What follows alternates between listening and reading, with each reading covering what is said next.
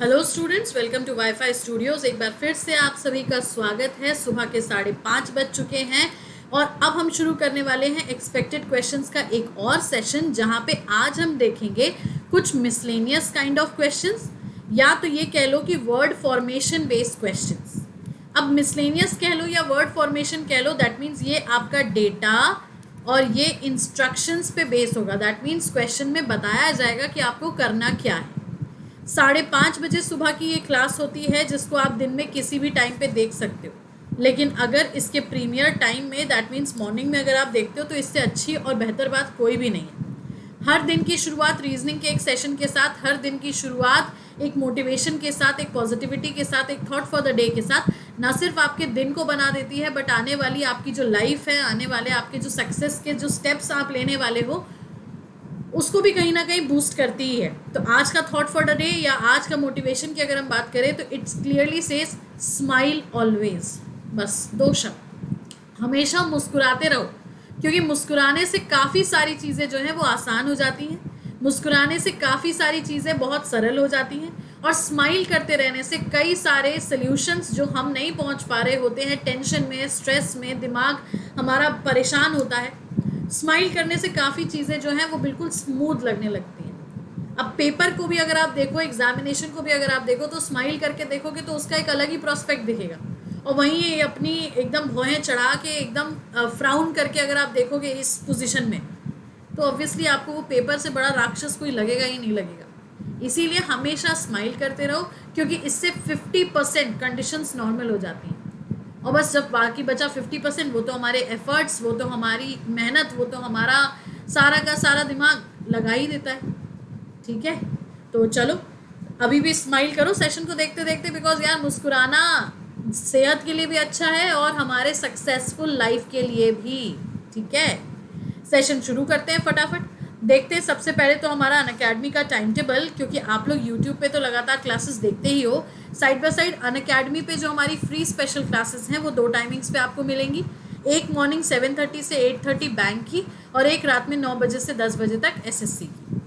अब अनअकैडमी पे हमारी प्रोफाइल को फॉलो करने के लिए जो स्पेलिंग आपको नोट करनी है, दैट इज SAMASHTISHUKLA। जिस कोड को यूज़ करके आपको ऑल अनअकैडमी सब्सक्रिप्शन लेना है, ताकि आप हमारे अलावा भी बाकी सारे एजुकेटर्स को एक्सेस कर पाओ, चाहे वो रीजनिंग के लिए हो, मैथ्स के लिए हो, इंग्लिश के लिए हो, जीएस के लिए हो, किसी सब्जेक्ट के लिए। तो आप जो कोड यूज़ करोगे दैट इज़ SMS10। सब्सक्राइबर्स जो ऑलरेडी सब्सक्राइब कर चुके हैं अनअकैडमी को, उनके लिए प्लस क्लास का टाइमिंग है 12 बजे से 1 बजे तक। And all these 3 classes basically Monday से लेके संडे तक सातों के सातों दिन रन होती है। 3 घंटे की classes all the 7 days, right. तो बस अब आपको करना कुछ नहीं है, अनअकैडमी पर भी हमें इसी तरीके से फॉलो करना है जैसे कि आप यहाँ वाईफाई स्टूडियोज पे करते हो। ठीक है, सब्सक्रिप्शन का प्रोसेस भी हमने इस पर अटैच किया हुआ है, तो आपको आसानी होगी समझने में। अनअकैडमी की लर्नर्स ऐप पे जाना, हमारी प्रोफाइल को फॉलो करना, फॉलो करते ही जैसे ही ओपन करोगे प्लस कोर्स दिखेगा, क्लिक करना, क्लिक करते ही गेट सब्सक्रिप्शन आएगा। अब घबराओ मत, इस पे क्लिक करते गेट सब्सक्रिप्शन का मतलब ये नहीं है कि आपने हमारा कोर्स परचेज कर लिया। गेट सब्सक्रिप्शन का बटन पाने के लिए आपको इस पे क्लिक करना पड़ेगा, क्योंकि ये सब्सक्रिप्शन तो आपका ऑल अनअकैडमी है ना, तो परेशान बिल्कुल नहीं होना। गेट सब्सक्रिप्शन के बटन पे जैसे ही क्लिक करोगे ऐसा एक पेज ओपन हो जाएगा।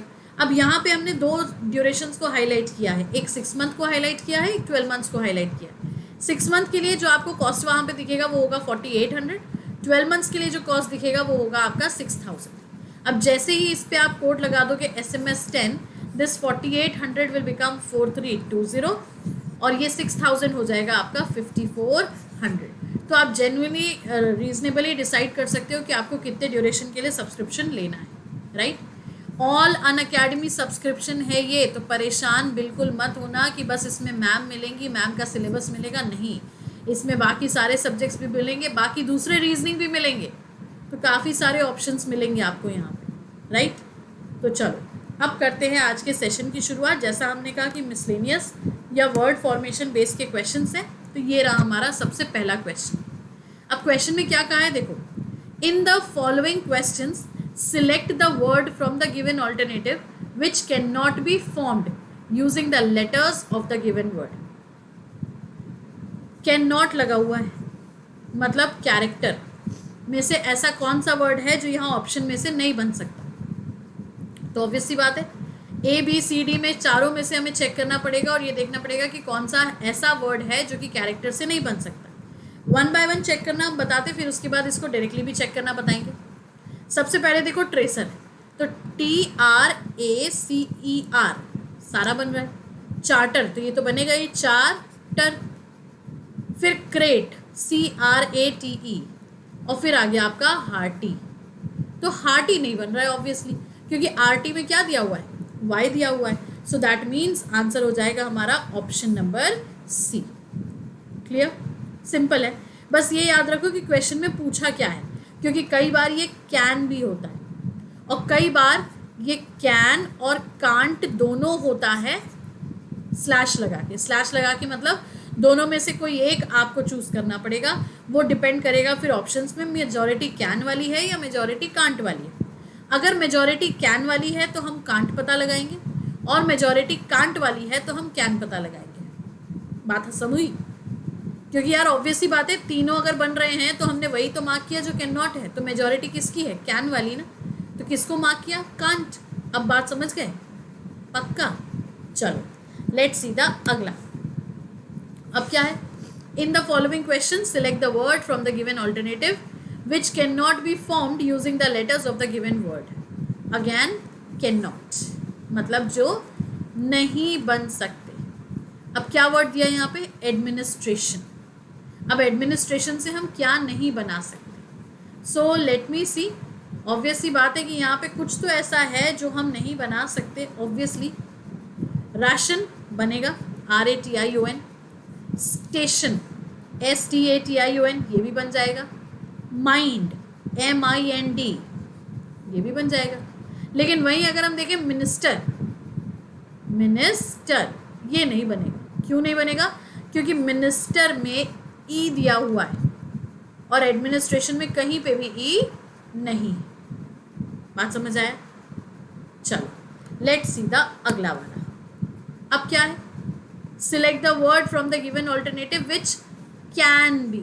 अब देखो कैन बी मतलब जिसको बनाया जा सकता है। अब कैन भी अगर यहाँ पूछा है बनाया जा सकता है और वर्ड क्या दिया है? डेमोक्रेसी। अब डेमोक्रेसी से क्या क्या बन सकता है, या सॉरी क्या बनाएगा? एक ही वर्ड है जो बनेगा कि नहीं बनेगा?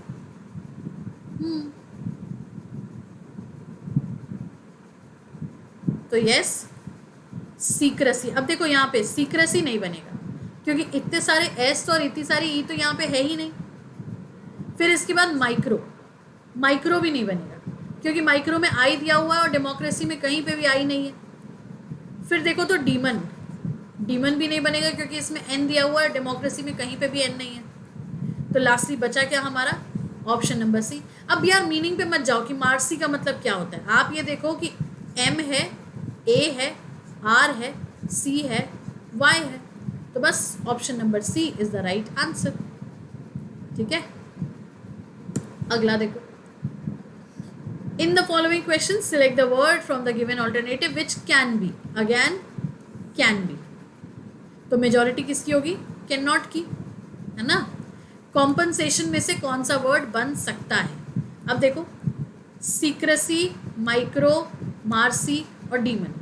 फिर से यहाँ पे यही सारे ऑप्शंस रिपीट हो गए हैं। तो हम अगर देखें कौन सा बन सकता है, इसमें कुछ ऐसा है क्या? नहीं, क्योंकि ये सारे के सारे ऑप्शंस जो हैं ये प्रीवियस क्वेश्चन के रिपीटेड हैं। तो कोई बात नहीं, हम कुछ नए ऑप्शंस बना लेते हैं यहाँ पे, कोई नहीं। ये टाइपिंग की, ये क्लरिकल की एरर हो जाती है, कई बार हो जाती है, पर डू नॉट वरी। चलो कौन सा बन रहा है ये हमें बताना है, राइट। तो जो नहीं बनेगा उसको हम बना लेते हैं पहले। मान लो ऑप्शन नंबर ए में दिया हुआ है स्टेशन, ऑप्शन नंबर बी में दिया हुआ है पेंशन, फिर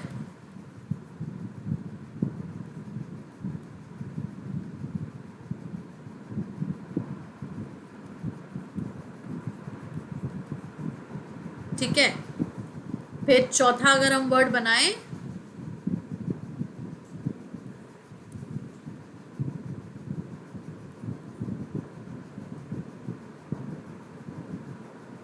एक मिनट,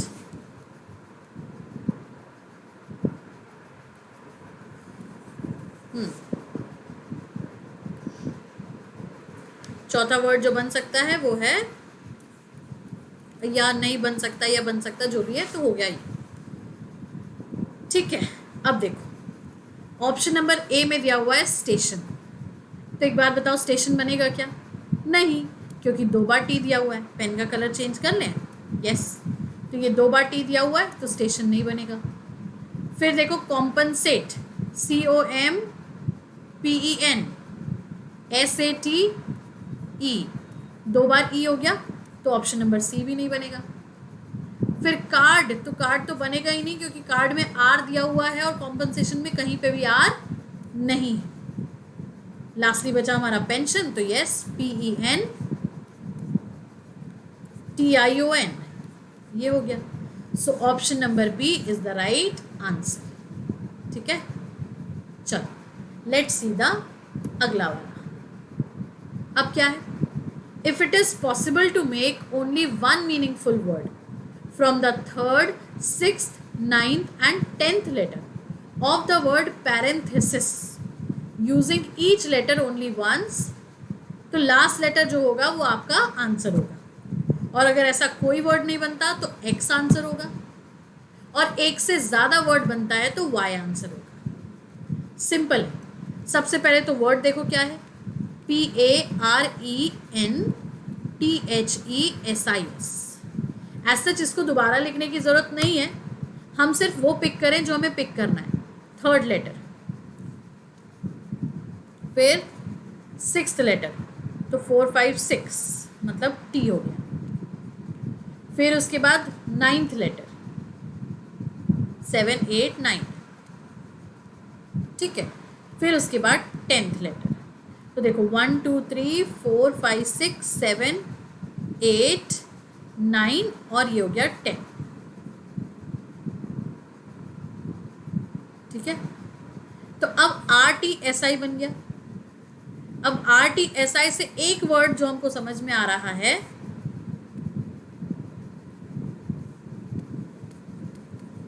स्टर, घुमाना। यस और नो? हाँ, तो स्टर अगर बन रहा है तो और कोई बन रहा है क्या इससे? सोचो सोचो, दिमाग लगाओ।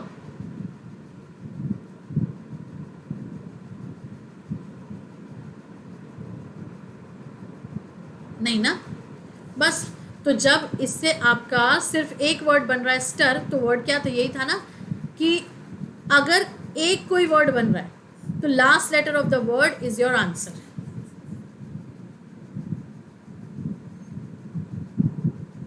और नो सच वर्ड फॉर्म, तो एक्स हमारा आंसर होता, और एक से ज़्यादा बन रहा होता तो वाई हमारा आंसर होता।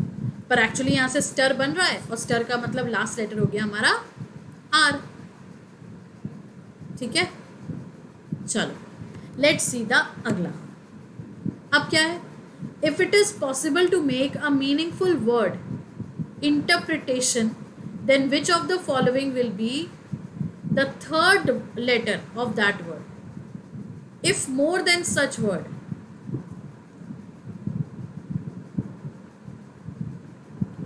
अब देखो फिर से वही चीज है, if it is possible to make a meaningful word from the interpretation। अब कौन कौन सा लेटर चाहिए हमें? 2nd, 4th, 6th और 10th। if it is possible to make meaningful word of interpretations, 2nd लिया, 4th लिया, देन हमने 6th लिया और 10th लिया। ठीक है, तो लेट्स सी, 2nd कौन सा हो गया हमारा? N। 4th कौन सा हो गया हमारा? 1, 2, 3, 4। फिर 5, 6 तो P आ गया, और उसके बाद 10, तो 7, 8, 9, 10।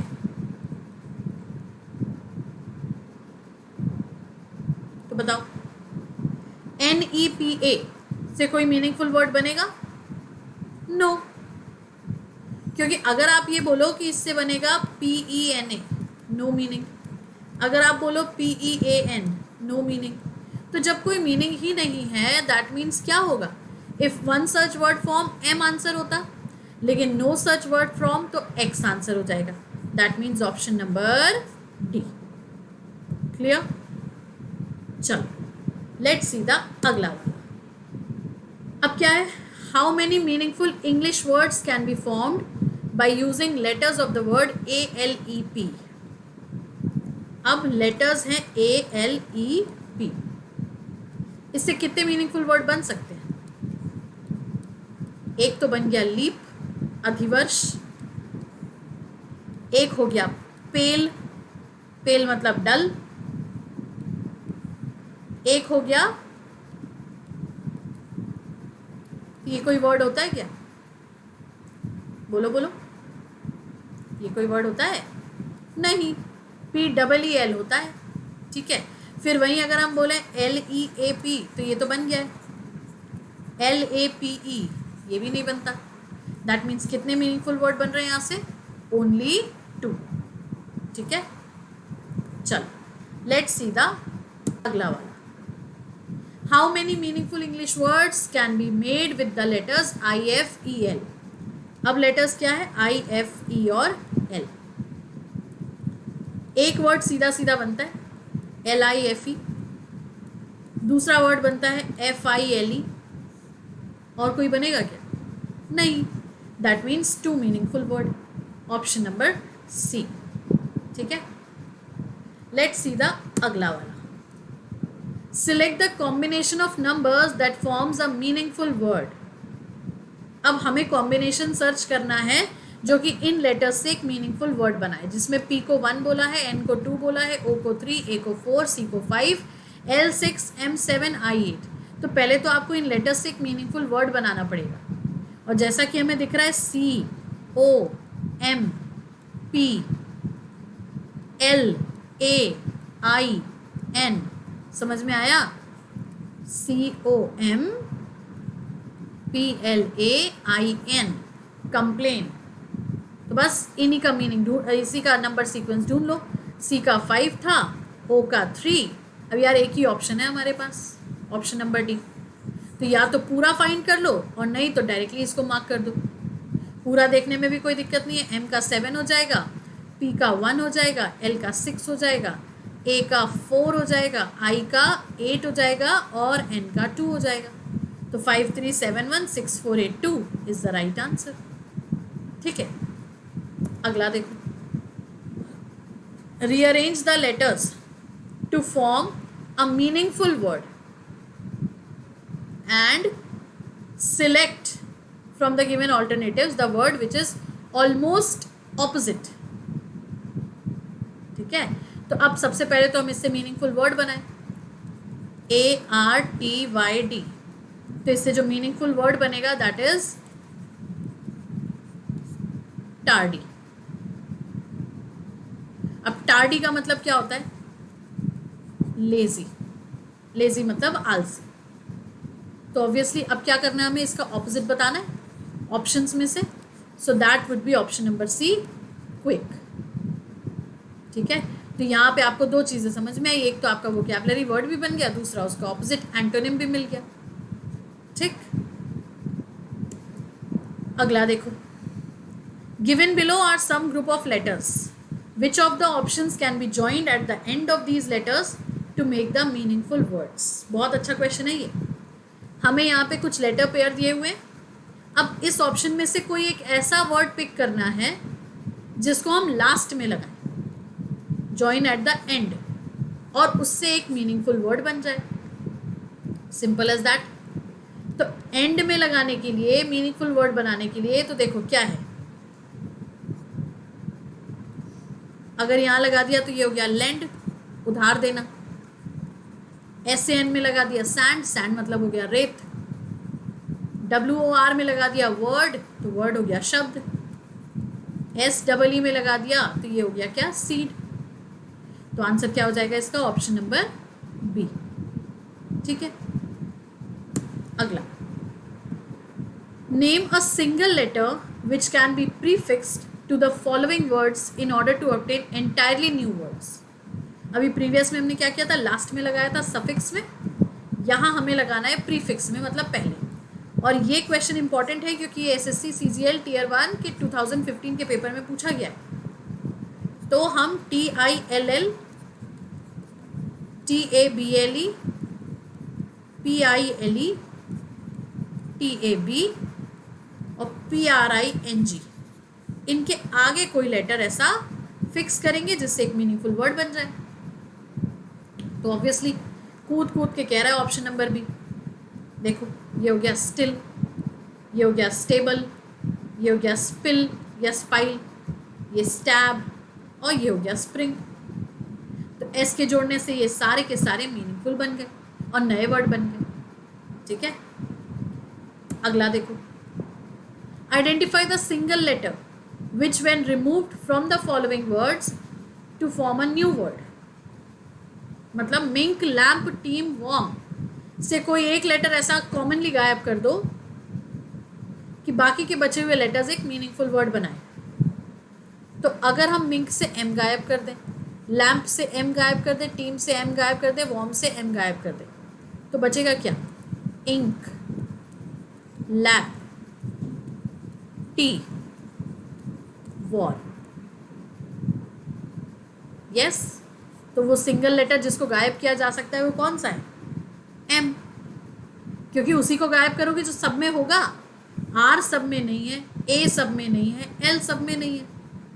ठीक है, अगला देखो, make a meaningful word from the given responses. अब ऑप्शन में से कुछ पिक करके हमें इसका मीनिंगफुल वर्ड बनाना है, फिल इन द ब्लैंक्स करके। ए एल ऑलरेडी है हमारे पास, टी आर रख दो, ऑल्टर। तो option number C is the right answer. Yes, let's see one more question. How many meaningful English words can be made with the letters OEHM? अब OEHM से कितने meaningful word बनेंगे अगर हर लेटर को एक ही बार यूज किया जाए तो? Obviously HOME। और कुछ बनेगा क्या? अब आप बोलोगे MOHE, पर वो भी इनकम्प्लीट है वाई के बिना, और वो मान्यवर का ब्रांड है, हिंदी का वर्ड है, स्पेलिंग भले ही उसको इंग्लिश में किया है, लेकिन यहाँ OEHM से इंग्लिश मीनिंगफुल वर्ड सिर्फ एक बनेगा, दैट इज HOME। तो आंसर क्या हो जाएगा इसका? Option number D 1। क्योंकि इन क्वेश्चंस में पता है सबसे अच्छी चीज़ क्या होती है? हमें ये बताना ही नहीं होता कि वर्ड क्या बन रहा है, हमें ये बताना होता है कि कितने वर्ड्स बन रहे हैं। Right, so 1 is the right answer. तो चलो, with this question we'll end up this session, but of course yes, once again do note it down the time table. 7:30 से 8:30 बैंक का क्लास, रात में 9 बजे से 10 बजे तक SSC का क्लास। अनअकैडमी पे जिस प्रोफाइल को फॉलो करना है that is SAMA SHTI SHU KLA। Plus course की टाइमिंग 12 बजे से 1 बजे तक, और जो कोड सब्सक्रिप्शन के लिए यूज़ करना है दैट इज SMS 10, ताकि 10% डिस्काउंट आप अवेल कर सकें। सेशन पसंद आया है तो लाइक करेंगे, शेयर करेंगे, चैनल को सब्सक्राइब करेंगे, और हमारी सुबह 5:30 बजे वाली क्लास से इसी तरीके से जुड़े रहेंगे। That's all for now, thank you.